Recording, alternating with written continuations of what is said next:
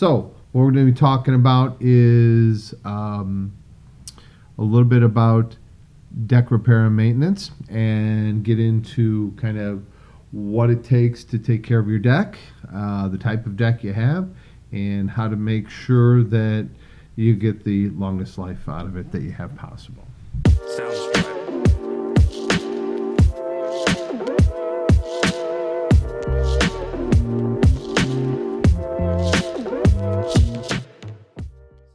So I got a brand new cedar deck, and everybody wants to just put some preservative on it and go at it. Always tell them, wait 3 to 6 months. Let it season, let the pores open up a little bit, then go ahead, clean it, give it a light sanding on the floor and tops of your handrails and your seats, anywhere your feet or your hands can touch so you don't have any splinters, and then go ahead and preserve that. Okay, that is for a new cedar deck. Same thing with a womanized deck. You may not have to wait that long, but you want a pressure treated lumber. You want some of that chemical that's in the wood, that's the preservative, to kind of burn off, so you can go ahead and have that transparent stain kind of burn in and kind of bury itself into the wood. So we're going to go ahead and talk a little bit more about maintaining your deck and repairing your deck. So let's just say you've had your deck for 5 or 6 years, and now all of a sudden you're not real sure what you're going to do with it. So if we've got a womanizer cedar deck, we want to make sure we're maintaining it on every 2 to 3 year basis. Could go a little bit longer. It just really gets back to where your deck is located on your house. If it's a southern exposure here in the Midwest, maybe you don't have a lot of trees in the backyard, I'm going to tell you what you're going to want to do is probably maintain it every 2 years, because if there's not a lot of cover, you'd be surprised at how much tree cover will extend your life as far as not having the sun beat it up so much. That's definitely a 2-year schedule. Okay, so in that, you're going to want to clean it. I always recommend sanding the floor, tops of the handrails, top of the seat benches and everything. So because as your deck ages, what's going to end up happening is you're going to get wood, it's going to splinter a little bit more, and you're definitely going to have the opportunity to get a nice big sliver in the bottom of your bare feet. Not me personally, I never take my boots off. I'm always out in the field. But if, hey, you're somebody like my wife who's always walking around barefoot, and if we don't have a deck, but if we had a deck, that could present itself a problem. Also for kids, when kids want to touch something, they always run their hands across the handrail. Make sure we get that sanded. So let's say if we're going up to level and we have an Ipe deck, and we just did a little talk about the types of material. Ipe is a you don't find it as regular, but let's say you have one. It is I'm going to show it to you folks here.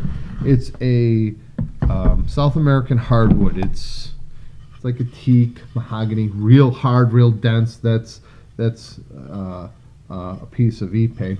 This is an easy maintenance or a little bit of a lot of maintenance. And what this can be is, this is the natural look of it. When it comes out unfinished, we can put an Ipe oil on top of it, which will give you this. But if you let this go, it will naturally gray out, kind of like a driftwood look. Okay, some people love that. It's fantastic. It grays out, but it won't. It'll take forever for this piece to really rot out. It's so dense. So you don't really have to mess with this too much. It is a little pricey, so I see somebody responding it nice, but there is, to having Ipe, it is beautiful, but it is a little bit pricier. Okay, so let's say you do want to maintain this beautiful kind of mahogany look to it, okay? Probably every year you're going to have to sand it, clean it, and restain it. And what's going to happen is it's going to build what they call a film. It's going to start to look almost like a varnish on it. Eventually you're going to have to chemically strip that off, and that's probably 3, 4, 5 years down the road. Sand it and then re-oil the deck. Okay, this is when you go to maintaining this on a yearly basis, not too big of a deal. But once that that film starts to build up on it, you're definitely going to want to strip it all off, and then resand it and then re-oil it. But it's a stunningly beautiful deck. So that's an Ipe deck. So if you Ipe lovers out there, that's what I highly recommend. Okay. Now when it comes on composite or like a Trex or Fiberon decking, it's really just kind of keep it clean as often as you can. Get out there, sweep the leaves off in the fall, try to get some of the snow. Don't beat that composite decking up or any other decking, with a real hard shovel. Use a plastic shovel. So did I cover cedar yet? I did cover cedar a little bit, but we're going to go back around to that.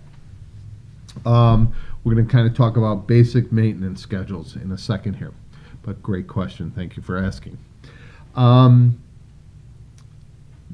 As much as possible, keep things off the deck again, treat your floor like your kitchen floor. If you had food that fell off a plate and onto the floor, you'd probably clean it up. If somebody spilled a pop or dropped grease, you'd probably clean it up. So when you're out on your deck, make sure you're doing those little things, because if not, we'll invite critters, it'll invite bugs. If you leave grease stains, it will penetrate. I've seen it even penetrate some of these composite decking. So, and grease on a wood deck is very hard to get out. It's almost impossible, because it will just penetrate really deep into the wood. So let's talk maintenance schedules for each. Womanized, I would say, depending upon location of house, every 2 to 3 years. Cedar or redwood, same thing, depending on location of house, every 2 to 3 years. Good maintenance schedule. This is the natural on a piece of western red cedar.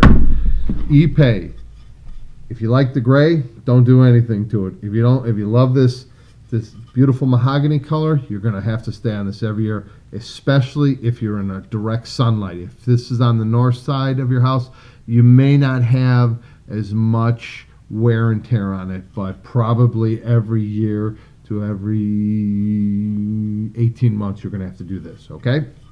All right, and as far as the composite decking, whoa, this is my biggest board here. Keep it clean on a regular basis. Other than that, I mean, it's a little soap and water, rinse it off.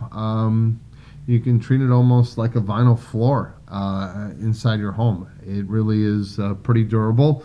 It's resistant to a lot of stuff.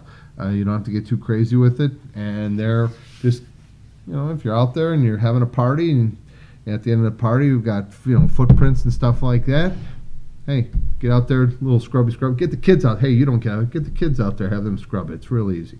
Okay. Thank you again for joining us so much. If I can be of assistance to you, please reach out to us. And thanks again. I'm Mark at Discover Your Home.